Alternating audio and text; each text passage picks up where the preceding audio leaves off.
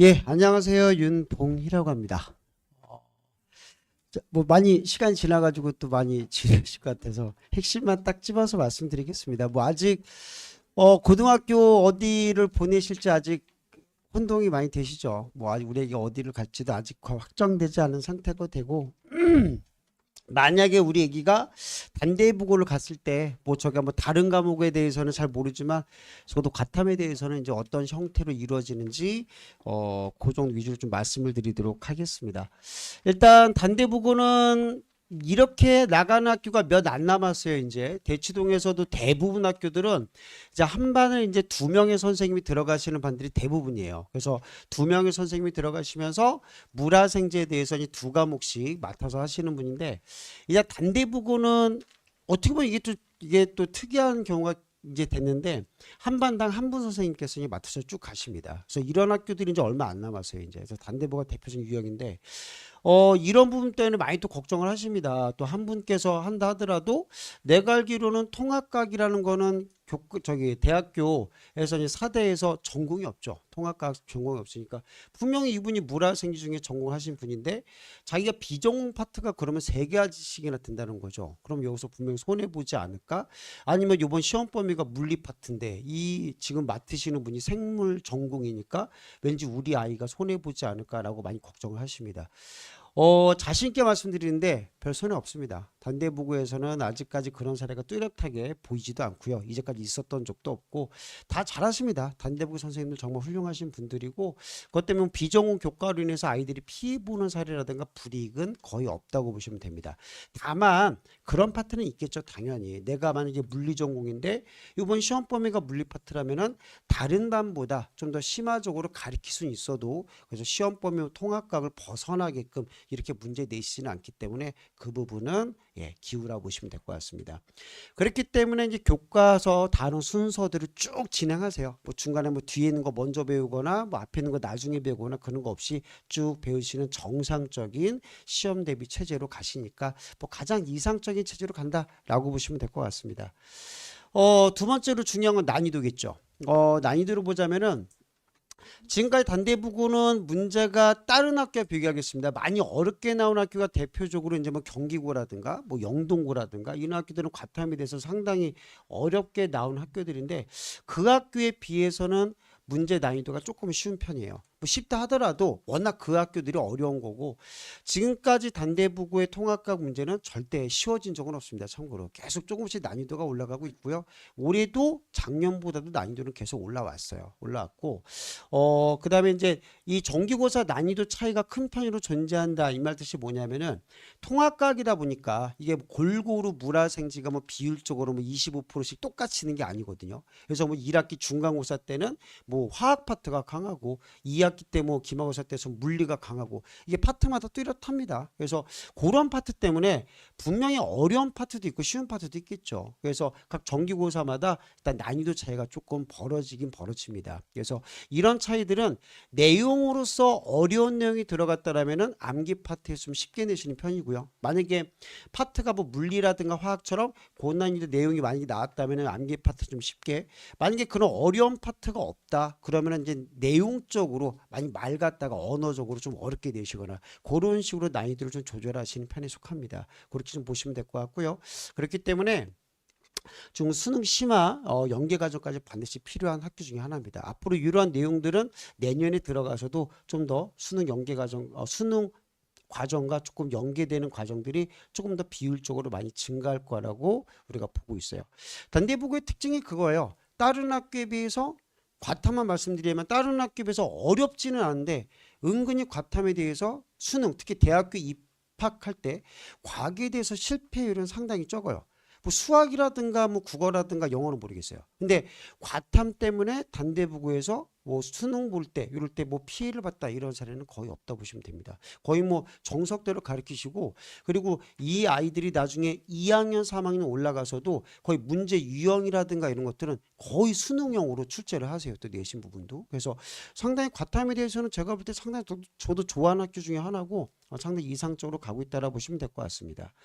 자, 여기서 이제 슬슬 이제 좀 부정적인 입장이 나오게 되는데 단대부고 아이들 잘합니다. 가르치는 시키는 대로 잘하고 아이들 너무 착하기도 하고 잘해서 그게 문제인지는 모르겠는데 성적 차이가 되게 적어요. 요번에 2학기 중간고사 만점만 30명이에요. 100점만 30명이니까 1등급 컷이 99점 만약에 1점 서술형에서 1점이 감점이 되면은 1점 감점한 아이들도 많겠죠. 그래서 그 아이들 중에서 이제 3분의 1 정도가 커트가 당해서 이제 1점이 감점당한 아이들 중에서 희비가 또 갈리는 그런 학교 중에 하나입니다. 물론 매번 고사가 그렇다고 볼 수는 없지만 대부분 추세가 그래요. 단대부가 좀 이따 성적표는 보여드릴게요. 또 그런 식으로 되기 때문에 서술형 되게 중요합니다. 단대부고 이게 아다르게 잘못 쓰고 어다르게 잘못 쓰면요. 그게 등급을 결정해요. 얘네 학교는 단어 하나 때문에 그 잘못 썼다 잘 썼다. 그래서 작년까지 해서 어떤 사례가 벌어졌냐면은 말 그대로 정말 서술형으로 많이 내셨거든요. 서술해라 이렇게 뭐 문장식으로 썼을 때 천이 아까 속된 말이지만 주작이 들어가죠. 그러니까 해석을 어떻게 들어가느냐 내가 보는 입장에서 그런 것들 때문에 내가 마음에 들지 않은 단어가 나왔을 때 감점을 시키는 경우가 좀 많았어요. 좀 부당하죠. 예를 들어서 뭐 초전도체 위에서 자기장을 밀어낸다가 답이라면은 초전도체 위에서 자석을 띄면 자석도 뜨겠죠. 그래서 어떤 아이가 자석이 뜬다라고 했다가 틀리게 나온 거죠. 자기장은 밀어내는데 자석도 밀어내야 되죠. 근데 자기 표현은 자기장을 안 썼다고 해서 이걸 감점시켜서 이제 그렇게 등급 관리를 하시는지 모르겠지만 그런 사례가 많았어요. 작년까지. 자, 올해부터 많이 달라졌습니다. 작년에 저도 학교에다 전화를 엄청 많이 했고 그러니까 학교에서 저를 싫어해요. 정말. 그래서 나중에 단대보고 보내시면 알겠지만 학교 수업 시간에 제 이름이 많이 나옵니다. 윤봉이가 그렇게 시켰니? 라고. 그러니까 제가 정말 시켜요. 아이들한테 어떻게 시키냐면은 애매하게 나오는 문제가 있어요. 애매하게 나오는 문제들은 저도 겁나거든요. 이 선생님이 또 어떻게 해석할까? 이걸 또 틀리게 할까? 맞게 할까? 분명히 애매한 내용이니까. 그래서 그 내용들에 대해서 아이들한테 일부러 시킵니다. 선생님한테 질문해. 싹 다. 그러면 적어도 저한테 듣는 애들이 거의 150명에서 200명 되거든요. 단대보고만. 200번을 질문하는 거예요. 안 냅니다. 거기에 대해서. 그러니까 약간 조절을 하는 거죠. 그래서 일부러 틀을 막아버리는 거예요. 저런 사례가 지금까지 너무나 많았었기 때문에 약간 그런 식인데 어쨌든 이 서술형 비율이 정말 중요해요. 그래서 올해부터는 어떻게 바뀌었냐? 요새는 딱 부러지게 됩니다. 어떻게 바뀌었냐면은 문장형으로 내시는 문제들은 최대한 줄이셨어요. 올해부터 해가지고 딱 변별력이 떨어지게 만약에 주관식 문제가 뭐 1번 주관식 문제 쭈루루 나왔으면은 여기 부수 항목 1-1번, 2번, 3번. 그럼 이거 하나가 부분 점수가 되는 거예요. 이렇게 해가지고 대략 한 5문제에서 또는 4문제 정도 내십니다. 그래서 문제 출제비는 대략 한 20점에서 25점 사이로 왔다 갔다 하시거든요. 그래서 이런 식으로 해가 좀 객관적으로 내셨기 때문에 더 이상 뭐 단어라든가 좀 애매하게 썼다고 틀리게 해야 되는 경우는 조금 많이 경우의 수는 올해는 크게 보이진 않았어요. 그래서 의의제기도 없었고 서술형에 대해서는. 그래서 이런 파트들에서는 조금 걱정을 조금 놓으셔도 되겠고 자, 이 수행평가 오히려 제가 볼 때는 서술형을 잘못 써서 점수를 깎인 놈들보다 요 놈들이 더 문제예요. 수행평가 아이들 별로 신경 안 쓰거든요. 제가 수업할 때는 수행평가까지 다 봐줘요. 이게 뭐 반칙인지는 모르겠지만 어떤 어머니께서는 저한테 항의 전화도 오셨어요. 수행평가를 왜 봐주냐 이거죠. 아이들이 자유스럽게 해서 과학적 소양을 넓히면서 이렇게 해야 되는 게 수행평가인데 수행평가를 다 해주면 어떡하냐 이제 이렇게 말씀하시는 분들이 계세요. 근데 저는 해줄 거예요. 저의 목적은 애들 성적 잘 내려가는 게 목적이니까. 문제는 뭐냐면 이 수행평가에서 감점을 당한 학생들이 있어요. 수행평가 특징이 뭐냐면은 저도 교직에 있었지만 교육청에서 이게 내려와요. 내려와서 만약에 수행평가가 40점이 만점이다. 그럼 평균 점수로 봤을 때 대략 한 30점 평균 점수 컷에서 대략 왔다 갔다 하게 하거든요. 그러니까 뭐 지필평가처럼 뭐 틀렸다고 해서 뭐 절대평가적으로 막 뭐 1등급부터 9등급 나누고 그런 등급이 아니라 거의 평균치는 비슷하게 맞춰 놓으세요. 근데 여기에서는 성적이 갈리는 거죠. 이게 여기서 하나 틀려가지고 선생님 서술형 나 하나 틀렸어요. 그럼 2점 정도 3점 정도 깎이거든요. 이건 지필평가에서 거의 2-3문제 틀린 거나 마찬가지예요. 이거 복구하려면은. 근데 만약에 애들이 또 요번 2학기 중간고사 때는 100점이 30명이 나왔다. 끝나는 거죠. 게임이 이제 이미. 그래서 수행평가 같은 것들 꼭 이거 꼼꼼하게 좀 많이 신경 쓰셔야 됩니다. 그래서 아이들한테 저는 지금까지 항상 주지해요. 수행평가 나오면 공지사항 있으면 무조건 선생님한테 먼저 빨리 문자 보내. 그럼에도 불구하고 항상 전날에 문자 보내요. 항상. 밤을 새워가지고 자료 만들어서 밴드에다 다 올려주고 해도 못 본 애들이 많고. 일부러 그러는지는 모르겠어요. 아무튼 그런 게 많기 때문에 수행평가 같은 것들 꼭 우리 단대보고 내년에 만약에 보내시면은 수행평가 꼼꼼하게 챙길 수 있게. 남자애들이라 보니까 조금 여자애들과 다르게 조금 예, 좀 듬성듬성하죠. 솔직히 있어요. 그게 뭐 없다고 말할 수는 없기 때문에 이런 거 꼼꼼하게 챙겨줄 수 있도록 좀 많이 좀 협조해 주시면 감사하겠습니다. 자, 아까 말씀드렸지만 1등급과 2등급의 배점 차이는 보시는 바와 같이 너무 적어. 이게 지금 2021년도 성적 결과, 2년도 성적 결과, 3년도 성적 결과, 4년도 성적 결과. 4년도까지는 이제 바뀌기 전에 교육과정 이제 점수 체제죠. 뭐 그다음에 이제 올해 새로운 교육과정 우리 애기들이 대학교에 들어갈 2학기 중간고사 이제 기말고사 하나 채우면 되겠죠. 요게 지금 시험 보고서 시험 본 전날 바로 이제 시험 보고 그 다음 날 바로 이제 성적 조사하는데 벌써 100점 한 20명이 넘게 쭉 떴어요. 그리고 그 이후에 이제 나 선생님 100점 맞았어요. 채점 나중이니까 100점의 애들까지 모아 보니까 25명 이상은 나오더라고 애들이. 그래서 거의 다 뭐 100점까지 결정되기 때문에 요거 보이세요? 이게 아이들이 성적을 못 본 게 아니라 98점 이상이에요, 이게. 그러니까 이 아이들이 이제 서술형 1.2점 감점된 아이들. 그러니까 여기에서 일부까지 포함돼 가지고 이제 1등급 컷까지 다 이제 매겨 주는 거죠, 이제. 그래서 이렇게 성적이 진짜 극단적으로 나올 때도 있고 아니면 아무리 보편적으로 단대보가 나온다 하더라도 거의 이런 수준이에요. 뭐 1학기 중간고사 때 웬만해서 학교마다 통합각에 만점 비율이 많이 나온다 하더라도 10명 안팎이거든요. 솔직히 많이 나온다 하더라도 얘네들은 기본이 10명을 넘어요. 이거는 제가 잘 가르쳐서 그런 거예요. 라고 말씀드리고 싶지만 어제 아이들이 너무 열심히 해서 이렇게 나온 건데 어쨌든 이렇게 좀 내용 결과로 나오기 때문에 단대부가 과탐에 대해서는 되게 치열합니다. 정말 치열해요. 울어요. 남자애들이. 새벽 2시에 전화 걸어서 웁니다. 선생님 나 이거 감점 당해서 나 억울해 죽겠어요. 이제 그렇게 하는 거죠. 그래서 저 단대부가 과탐에 대해서는 빡세지만 또 하나 틀려서 아쉽게 뭐 2등급 됐지만 절대 그 부분이 나쁜 부분은 아니라고 봐요. 그만큼 아이들 열심히 한 거고 하나 틀린 점수 비록 상대 평가로서 2등급이지만 아이들 못하는 아이들 아니거든요. 칭찬 많이 해주셔야 되겠고 그래서 그 내용 자체 그렇게 열심히 한 것 자체가 나중에 수능까지 또 연계될 거기 때문에 절대 실망하지 않고 계속 한 문제라도 1점이라도 감점 안 당하게 계속 복돋아 주고 이렇게 해주시는 게 좀 중요할 것 같습니다. 일단 전체적인 과학 커리큘럼이죠. 이제 많이 고민되실 거예요. 우리 애가 단대부고를 가던 뭐 영동고를 가던 중상고를 가던 어쨌거나 과탐이 이제 수능에서 많이 통합각이 중요한 건 알겠는데 자 어느 파트는 이제 들어가야 되느냐라고 많이 걱정을 하시는 분들도 많습니다. 현재 여기 정도까지 왔죠.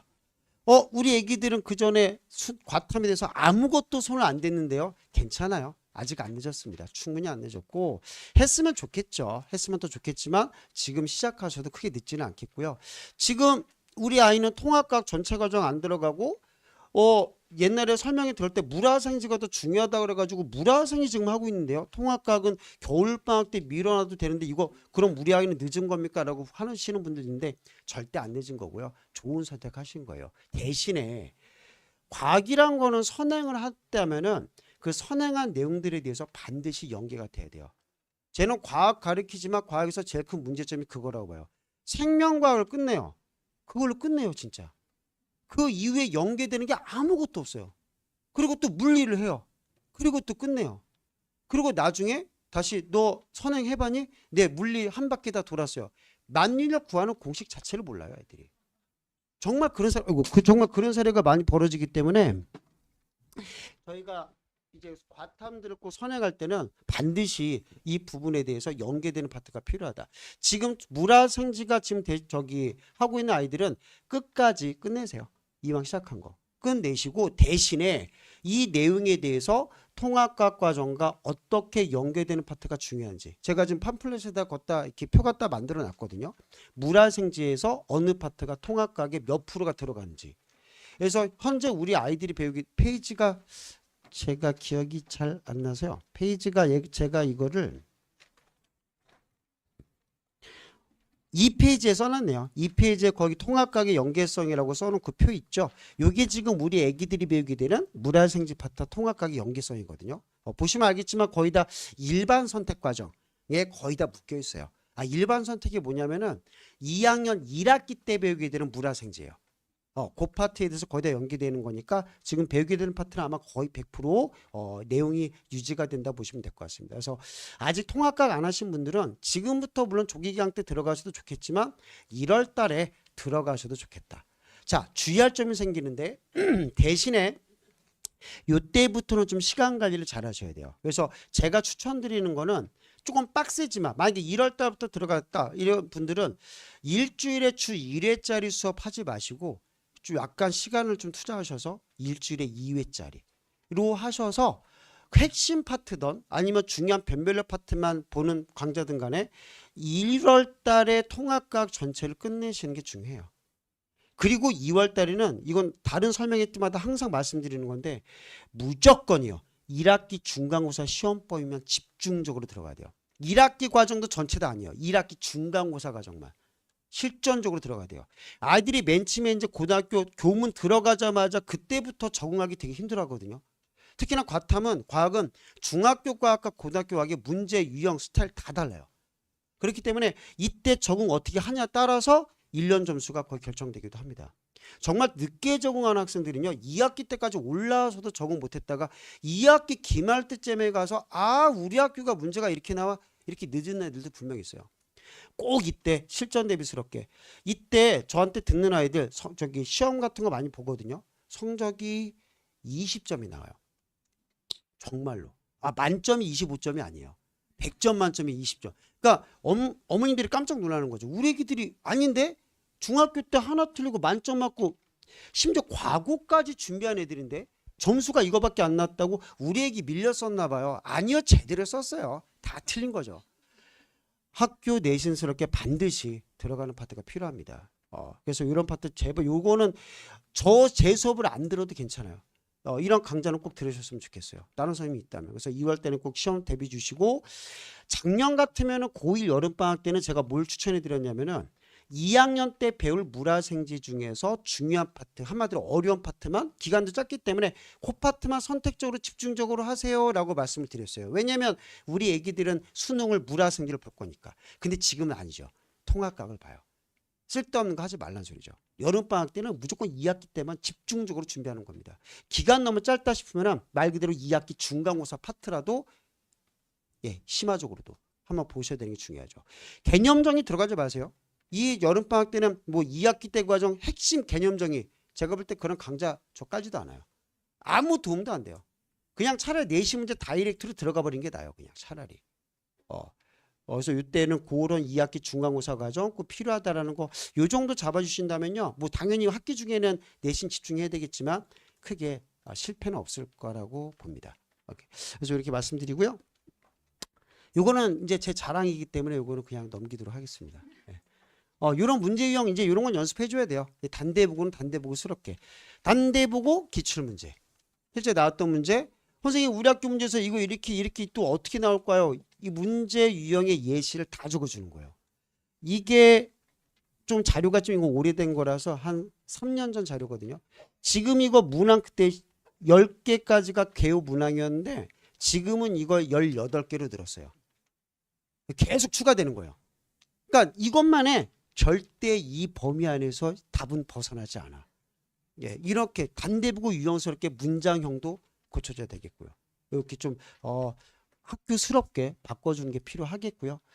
이런 거 단대보고는 특히 뭐 영동고 같은 데는 서술형을 안 보기 때문에 뭐 이런 과정이 많이 뭐 하면 좋겠지만 약간 시간상 부족하면 안 해도 되는데 우리 단대보고는 이런 거 많이 필요하거든요. 실제로 자기가 써야 되죠. 빈칸 이건 암기 테스트예요. 저희 내신에 실제 나가는 특강 때는 나가지 않고 내신 때 나가는 건데 원본 일주일 전에 주고요. 그리고 그 다음 주에 요거 빈칸을 나가요. 그러니까 두 개를 원래 같이 나가게 돼 있고 아이들이 빈칸 채워가면서 암기를 해옵니다. 그리고 그 다음 주에 요거만 딸랑 새 걸로 이제 나가게 돼요. 이거 채워 어제 이거 몇십 개인데 어떻게 채워요? 근데 꾸역꾸역 또 채워요. 그럼 아이들이 여기에 만약에 이거를 뭐 다른 글자를 썼다, 뭐 잘못 틀렸다. 자, 채점을 해줍니다. 채점은 우리가 안 해요. 조교도 안 하고 자기가 자기 거 채점합니다. 원문 꺼내놓고 빨간색 볼펜 갖다가 잘못 쓴 거, 못 쓴 거 다시 자기가 써요.